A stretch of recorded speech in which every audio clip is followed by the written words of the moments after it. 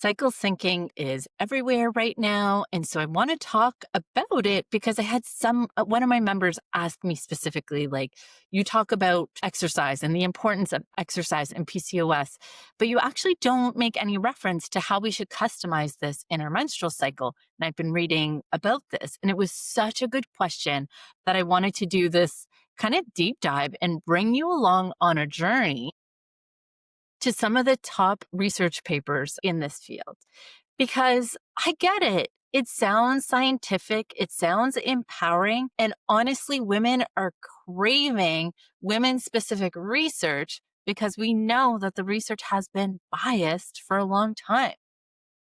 That being said, I still want you to understand the nuance because my fear is that this is actually going to slow some people down with their movement. So I'm going to break down what the research really says about training across your menstrual cycle and how to move through your month without adding more rules to your life. How does that sound? Hi, I'm Dr. Melanie Duchâtelet. I am a licensed naturopathic doctor in British Columbia, Canada. I have my prescribing license, which means I can prescribe pharmaceutical. I have lab access, which means I can order lab work. I've been in clinical practice since 2010, and I've supported thousands of women right now with PCOS and metabolic health issues. I also teach other docs and other clinicians how to navigate some of these complex questions. So let's get started. And also to state the obvious, I am not your doctor, or maybe I am. And if I am your naturopathic doctor and something comes up from this video, then write it down and let's talk about it at your next visit so we can put it in context to your personalized health. And that is true to everyone else for whom I am not your naturopathic doctor. Loop your healthcare team who can put things in context to your health. This is for education only. And so in this video, I'm going to unpack what the science actually says about training with your menstrual cycle and how we define that and where maybe the spirit of cycle trending, I think, gets right and why I think a lot of people resonate with it, but also where it kind of leaps beyond the evidence. I want to kind of debunk some of the big kind of themes that are kind of spread among big influencers in the space. And in the end, I want to give you a clear, compassionate framework for moving with your body without needing a calendar app to tell you what's allowed and what's not allowed. So let's go. Where we can all agree and why this conversation even matters. Let's start here. This conversation exists for a good reason, and there's a lot I agree with. The research has gaps. Most exercise physiology research has been done on men because their hormone fluctuation doesn't happen like women, and with that predictability makes a more standardized test.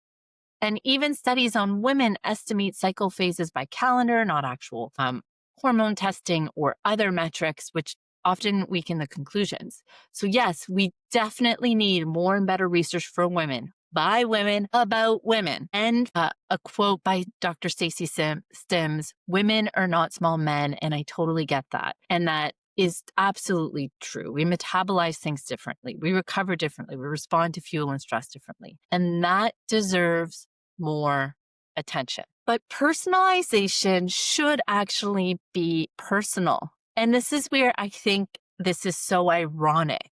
In the name of personalization and making women feel special, we've broken down the menstrual cycle in tidy boxes. And now we tell everyone to do the same thing at the same time. And that's not personalization. That's templating the menstrual cycle and making a lot of assumptions along the way. And so, for example, there are a lot of assumptions that get made there, like that the cycle is the number one predictor of performance and that you'll feel the same every single cycle. So just think of your own cycle and think of the cycle variances that there are between your own very cycle. And what about lifing? What about that toddler who serenades you at 2 a.m.? What about that massive deadline that that kind of, took away your sleep, that iron level that's low again, that grief or that stress or that anxiety that flattened you this week? Are we really going to say, well, it's ovulation day, time for X type of exercise? Your cycle is one input, and I absolutely welcome you being more connected to it, but it's one input. So is your sleep, so is your stress, so is your nutrition, so is your capacity, so is context. So, what does the research actually say? Let's look at what science says and doesn't. Okay. So now I'm going to bring you along into my research database so we can review some of the top studies in this space. So let's get started. Let's get started here with the McNulty paper here. The effect of the menstrual cycle phase on exercise performance in uh, eumenorrheic women.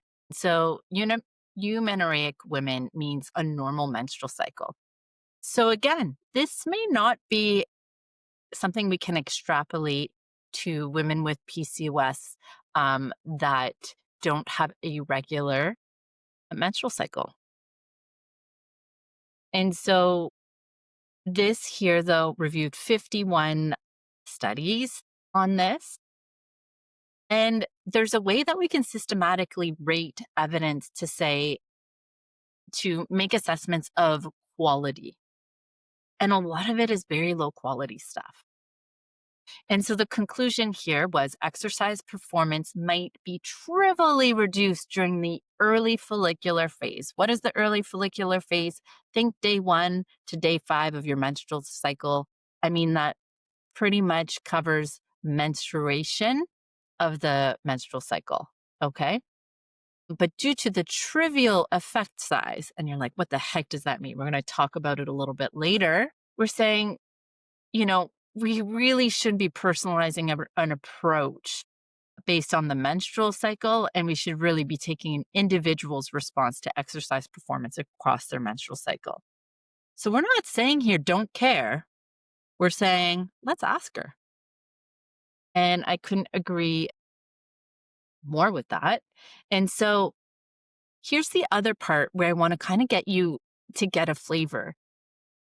When we're having research in this way, then how are we measuring performance? And how relevant is that to her life? And so this is the way that they were measuring performance: total work done, time to completion, time to exhaustion, and things like that. And so the reason I want to highlight this is how we're defining one phase better or worse than another is taking that woman in different phases of their menstrual cycle, asking them to do the same exercise and seeing if their performance declines.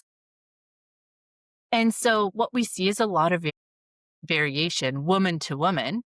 Surprise, surprise. Okay.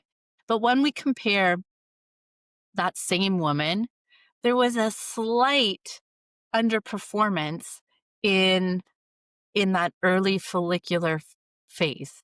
So think about that. Maybe the time to exhaustion happened a little bit faster. So they exercised, but maybe they got tired a little bit faster. And this is where, we talk about this in the clinician space, like in healthcare provider space. We talk about this. Something can be statistically significant, meaning it may be true that for some women, their performance is a little bit worse during their menstrual cycle. But is it meaningful? Does it change someone's life? Does it change the outcome? Do we care? Do we care? And this is where we want to make sure we don't get distracted from sparkly objects and really look at the outcome that we're measuring. Do we care? For the most of us, that performance might be a little subpar. Maybe it wasn't that reproducible. It was so variable between women, but in some women, maybe slightly. Do we care that maybe you did 8 bicep curls instead of the 10 that you usually do? It's objectively less, but do we care? And so Early follicular phase, we see here day 1 of your menstrual cycle to day 5. In some women, a little less. There wasn't much of a difference in performance for all the other phases, just so you know. So to customize exercises based on these boxes seems like stretching the evidence. Let's take a look here. This is a March 2023 uh, paper here. This was published by McMaster University. So I'm just shout out to Canadians here. And basically, the goal here was to critically evaluate evidence on the influence of the menstrual cycle phase on acute performance and chronic adaptation to resistance exercise training. Okay. I'm just going to So what do we agree on? And obviously, I'm doing this really quick here. Okay. I want you to stay with me on this YouTube video. So I'm not going in depth like I would with clinicians on these research papers. I get that. And if you're a bit more of a researchy type, then you know where you can kind of read this in more depth. You know, there is widespread sex-based bias in the exercise physiology literature. We're not disagreeing that exists and that needs to change.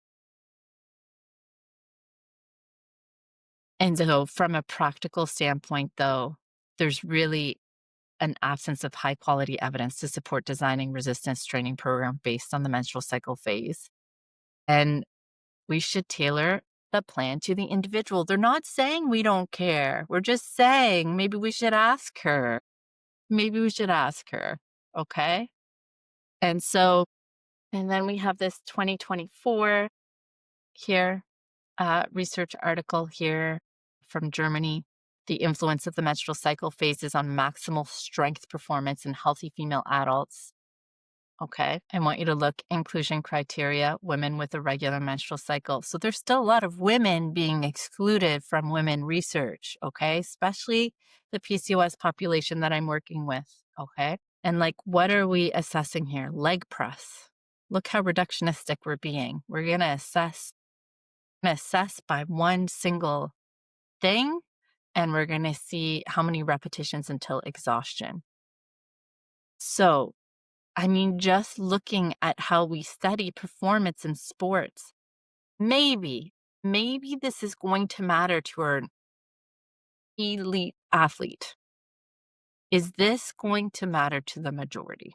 If we are looking at the max strength on a strength exercise, we found that the late follicular phase, followed by the ovulation phase, showed a slight increase in outcome measurement compared to the early follicular phase, while the luteal phase resulted in decreased values. Now, for you, is it clinically relevant? Does it change your life if for 5 days of the month you get to 8 instead of 10 because your body says, I'm done? The current meta-analysis, which basically meta-analysis doesn't cherry pick one study. It looks at all of the studies that have been created up to date. And so it can pull the most accurate conclusions for our time right now. Okay.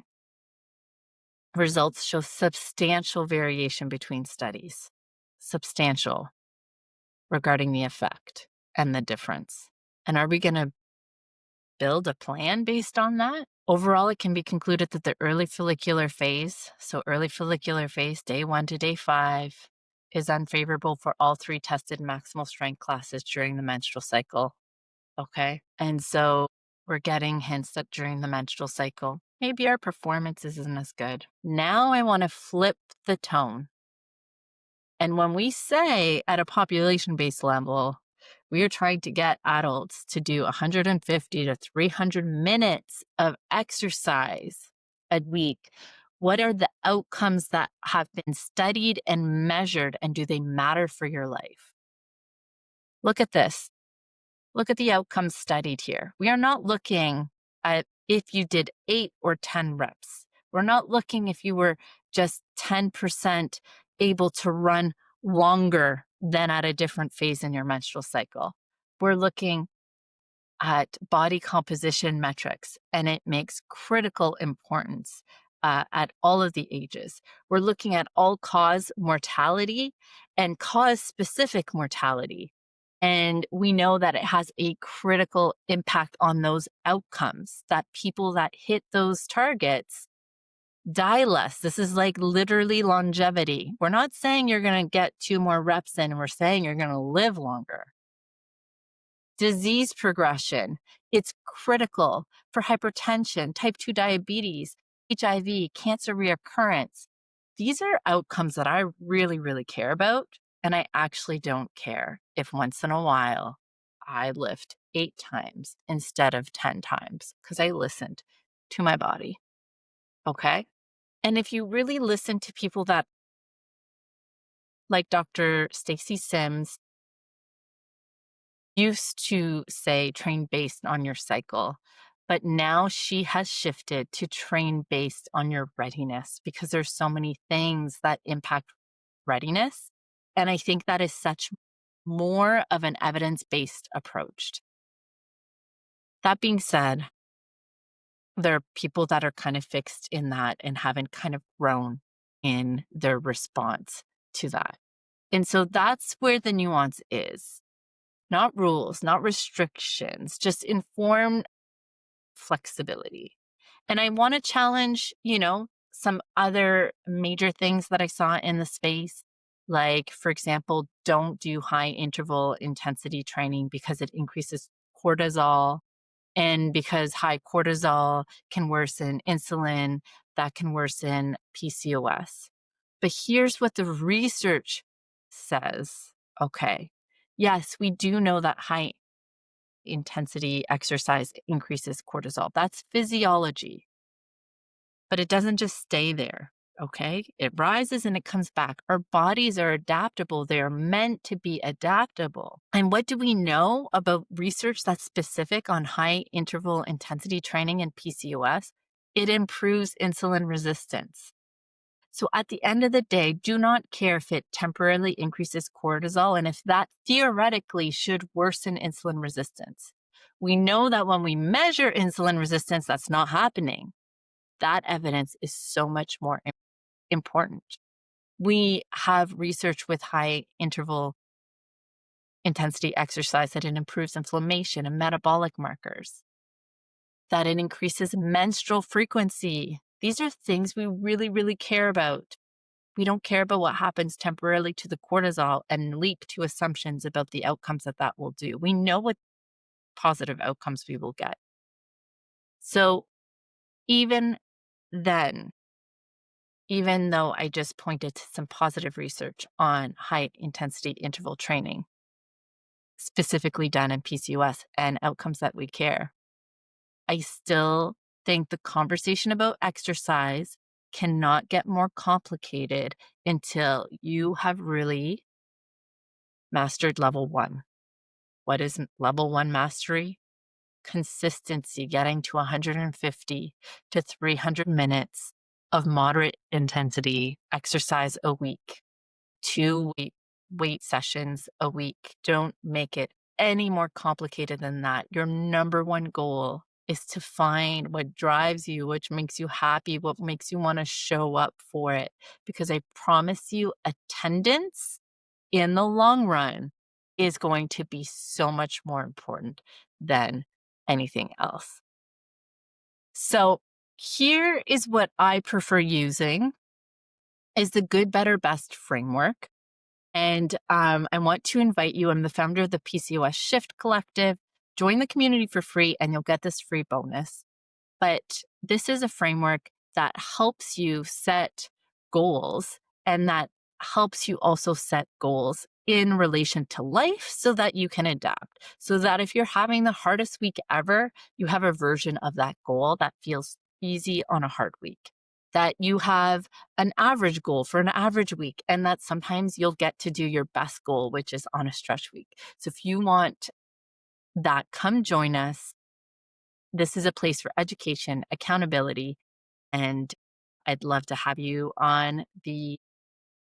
So let's keep things personal by checking in and know that it'll rarely be a single input that should determine everything. That's it for now.